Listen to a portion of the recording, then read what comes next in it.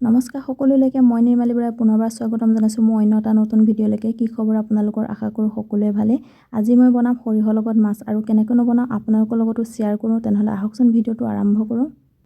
এয়া মই মাছৰ লগত বনাবৰ কাৰণে সৰিয়হ লৈছোঁ আৰু সৰিয়হখিনি এতিয়া অকণমান ধুই ল'লোঁ। ইয়াৰ ৰৌ মাছ লৈছোঁ, নিমখ হালধি দি মাছখিনি সানি লৈছোঁ আৰু মই এয়া লৈছোঁ গোটা জিৰা, আদা, নহৰু, জলকীয়া আৰু পিঁয়াজ এটাও এনেকৈ কাটি দি লৈছোঁ। এতিয়া মই এইখিনি মিক্সিত পিচি ল'ম। যোগাৰ কৰি থোৱা সৰিয়হ, আদা, নহৰু, জলকীয়াখিনি মই এনেকৈ পিচি ল'লোঁ মিক্সিত আৰু লগতে এয়া বিলাহী দুটাও দি লৈছোঁ। এতিয়া মই মাছখিনি এনেকৈ ভাজি ল'লোঁ। মাছখিনি ভাজি হয় মানে মই এয়া চব্জিৰ কাৰণে যোগাৰ কৰি ল'লোঁ আলু, বেঙেনা, মূলা। মাছ ভজা তেলতে মই এয়া পাঁচফোৰণ দি ল'লোঁ আৰু এয়া যোগাৰ কৰি থোৱা পিঁয়াজখিনি এনেকৈ দি ভাজি ল'ম আৰু এইখিনি মই অলপ সময় এনেকৈ উতলাই ৰাখিম।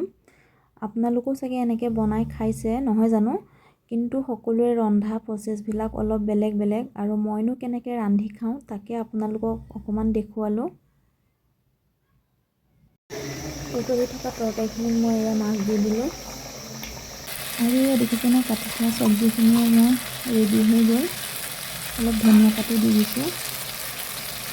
ভাত সাজৰ লগত আকৌ কেঁচা চাটনি অকণ হ'লে ভাত সাজৰ সোৱাদেই বেলেগ হয় নহয় জানো। আৰু মই এয়া কেঁচা চাটনিৰ কাৰণে যোগাৰ কৰি লৈছোঁ ধনিয়া পাত, আদা, নহৰু, জলকীয়া আৰু কেইটামান মচুৰ দাইল।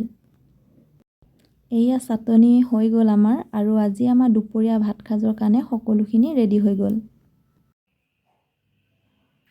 এইফালে আমাৰ খানা ৰেডি। এয়া মাছৰ আঞ্জা, সেইফালে লৈছোঁ চব্জি, এয়া মাছ ফ্ৰাই আৰু চাটনি।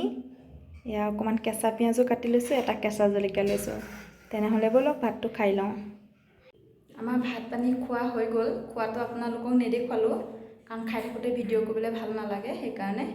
আৰু আজি ভিডিঅ'টো ইমানেই আছিলে। যদি চাই ভাল পালে লাইক, কমেণ্ট, শ্বেয়াৰ আৰু চেনেলটো ছাবস্ক্ৰাইব কৰিব নাপাহৰিব। পুনৰ লগ পাম মোৰ নতুন এটা ভিডিঅ'ৰ সৈতে।